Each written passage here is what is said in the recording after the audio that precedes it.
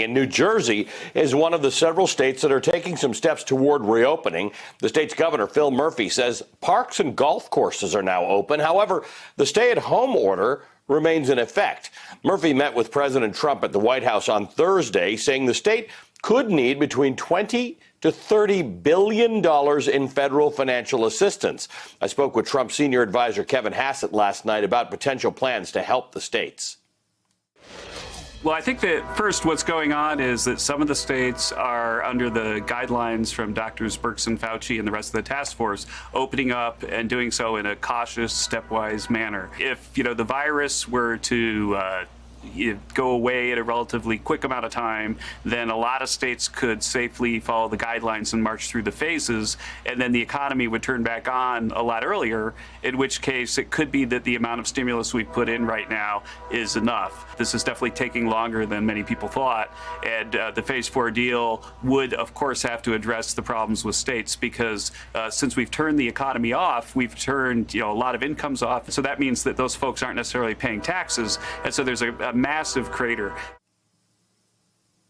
Well, Hassett also told me that he thinks that the Senate Majority Leader Mitch McConnell's recent idea to let states go bankrupt is unconstitutional and won't happen. Joining me now is the mayor of Teaneck, New Jersey, Mohammed Hamiduddin, and about 70 miles south of that on I-95 is William Rogers III, professor of public policy and chief economist at the Heldrick Center for Workforce Development at Rutgers University. Bill served as chief economist at the U.S. Labor Department from 2000 to 2001, and later on as President Obama's Labor Department transition team member. He's now part of Governor Murphy's commission to help get the state up and running. More than 123 New Jersey residents have been diagnosed with COVID-19. More than 7,700 have died. Mayor Hamiduddin, let me start with you. What's the situation for you in Teaneck? You certainly had a pretty scary experience with coronavirus. Has that pulled back at all? Yes, we've seen the rate of infection slowing down. We've seen the rate of hospitalization slowing down. Our hospitals have caught up with PPEs. Frontline workers have protective equipment now. So we are on a level where we feel confident that we can fight this disease and manage. But that's only because people are adhering to social distancing and sheltering in place. Bill, let's talk about this pivot to the economic message. Teaneck is going to be like every other place in New Jersey. Cities can't go into deficits. States can't go into deficits, and they can't print their own money. But states, because everybody's sitting at home, are also short of money. So there's a bit of a distinction. When the federal government doesn't get money, they have other options if they don't get revenue from taxes. When states don't get money from taxes, they have far fewer options. You're correct, and the challenge with states like New Jersey, where we have been really at the epicenter of the virus, the outbreak, is that this is going to it's creating a cascading effect that just as their families are having challenges now, they're going to have challenges into the next few months because they've gone without paychecks. Or the Pew research, they published just the other day that only a third of people who were surveyed that have applied for unemployment insurance have received it. And so, we're just pushing the hurt down the road to where in the summer and into the fall, when we move into that next fiscal year, you're going to see some large cuts. I mean, at Rutgers, where I'm a professor, the current president, Barchi, who's leaving, he's talking about cuts of over 15-20%, and those cuts are magnified when you go down to a locality or municipality like Teaneck and other in like the borough that I live in, called Hopewell. Mayor Hamiduddin, tell me how this trickles down to you. First of all, how is Teaneck's revenue affected? Because on one hand, you get property revenue and other forms of taxation, but you get a certain amount of funding from the state. So what happens in Teaneck if there's a $20 to $30 billion shortfall in New Jersey? Luckily, we've been very well managed over the last 6 years. We have a surplus. Our biggest taxpayer paid on May 1st, so we're having a meeting next week to extend our tax deadline. and conforming with Governor Murphy's executive order that allows us to delay the collection of taxes. I do depend on two of my hotels and their hotel tax and the commercial property taxes. And the revenue part of it is what we don't know what's going to happen in the third quarter. But bigger towns in Bergen County like myself, Fort Lee, we are financially prepared for an emergency like this. We have different mechanisms that we can use. We can use tax anticipation notes. We can use bond anticipation notes, different things that we can use to get us through the rest of the year and reset. Right now, we're not looking at furloughs. We're not looking at layoffs. We are in a strong position. But that doesn't mean that our bigger cities are in that position. The same places like, the larger cities like Newark, Jersey City, Patterson that depend on state aid to fill their budget gaps. So I think that the federal government really needs to, I've been saying this for the last 6 weeks, really needs to move a lot faster. They should have opened up the spigots a lot quicker. On a local level, on a state level, and on a county level, that's what we did as much as possible, and we restored confidence. So this is why people were able to shelter in place, and we were able to slow down the rate of infection and slow down the rate of hospitalization. So I encourage Washington to do what's right and make sure that they come together and pass these stimulus packages for the local municipalities that really need this money so that they can move on with essential services. Yeah, Ali, Bill, I talked to Kevin Hass. Yeah, go ahead, Bill. Go ahead. If I could anticipate what you're talking about with my colleague, Kevin Hassett, this coming Friday, the jobs report is going to be coming out, and it's going to be a backward look, but still it's going to be good information for us. And, he was talking in an interview a couple of weeks ago that he's thinking it's going to be, the national rate is going to be north of 16-17%.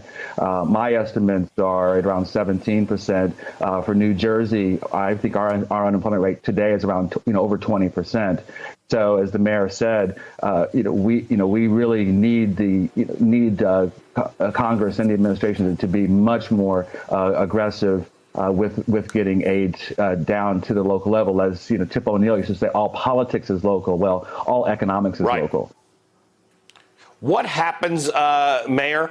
Do you have contingency plans in place for what happens if that shortfall comes in? I mean, do you know from the governor how a $30 billion shortfall affects Teaneck and whether there are specific services? Because I imagine residents of Teaneck, like residents anywhere else in any state, many states across America that are going to have massive shortfalls, are expecting to hear that things are going to change, whether that's garbage collection or policing or emergency services.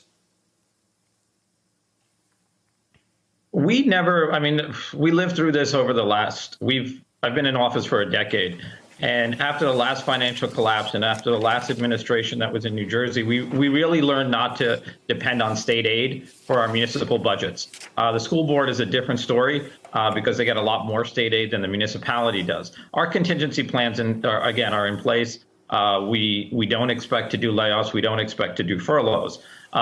Again, I'm a bigger municipality, the second largest municipality in Bergen County, where I have a lot of levers to play with. But the smaller municipalities that are dependent on state aid, like my budget is a $77 million budget, but a lot of towns in Bergen County, are like $15 to $20 million. And, when you take a $500,000 hit, it's very hard to make that money up for them, other than raising property taxes. Now, how do you raise property taxes with an unemployment rate of upwards of northern of 20%? So this is where, again, if my message is clear, it's opening up the spigot, right? And we can fix this. We're the reserve currency of the world. I don't know why they keep making these things up. Whenever we need to find money, we can find money, right? We find money for wars. We find money for defense spending. We can't find money for the American people. And this is what really ticks me off, is that when you see in this country, you see all these people who are protesting, and you see, the Trumper and the MAGA movement, or you see the Bernie movement, it's the same thing. People don't trust Washington anymore. People don't think that they care about us.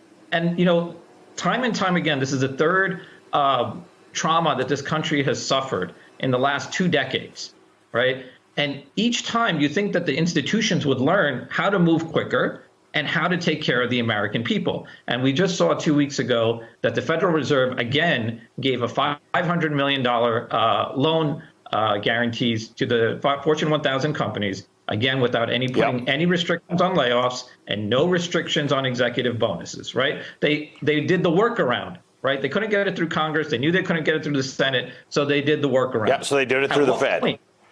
Yeah, through the Fed.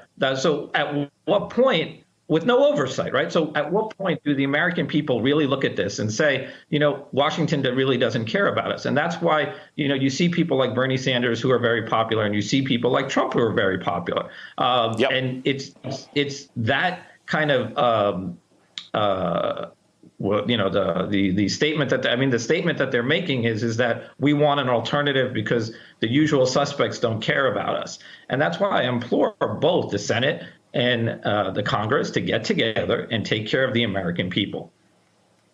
And Bill, the mayor makes a remarkable point. Joe Stiglitz makes this point all the time, that the people who were supporting Bernie Sanders and the people who support Donald Trump share a view that others get what they don't get, even though they follow the rules, they work, they go to school, they try and get what they need done.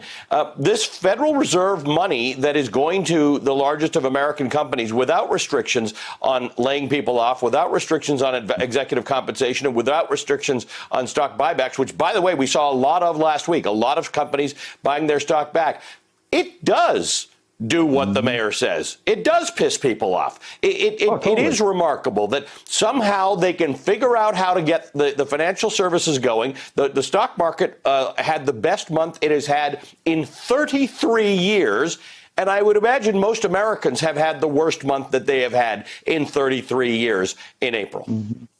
Yeah. And sure. And the challenge that Americans have been facing, this is not something that's just recent, is the mayor just did. He connected the dots that, people feel bullied by globalization. People feel bullied by technology. And we've seen an erosion in our social safety nets. And we've seen erosions in the ability of unions to protect and help create safe and fair workplaces. And so and then we've also been pulling back in terms of the funding of the federal government, or the funding of government, to be able to respond and provide unemployment insurance in a timely manner. There's the 3 T's when we look at what's going on: timely, is it temporary, and is it targeted?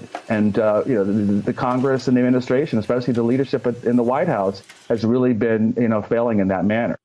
So, again, I'm hopeful. I'm honored to serve on this commission with these other members, that have national stature, not only here in New Jersey. And one of the main points that I'm hoping to bring to that conversation is one about ALICE, where ALICE stands for Asset Limited, Income Constrained, and Employed. And we saw our ALICE population rise from 33% of households to about 40% of households during this expansion. So what I take away from that is that, yes, you can grow the economy, but if you don't have those institutions that help to create wealth in the middle parts of the economy and the lower parts of the economy, you have a major problem. And the roosters are coming home to bad metaphor, but the bottom line is we're seeing major upheaval because we haven't made those investments in the past in our communities. Guys, thanks for joining me this morning. The mayor of Teaneck, New Jersey, Mohammed Hamiduddin, former chief economist of the U.S. Labor Department, William Rogers. Thanks, guys. Hey there, I'm Chris Hayes from MSNBC. Thanks for watching MSNBC on YouTube. If you want to keep up to date with the videos we're putting out, you can click subscribe just below me, or click over on this list to see lots of other great videos.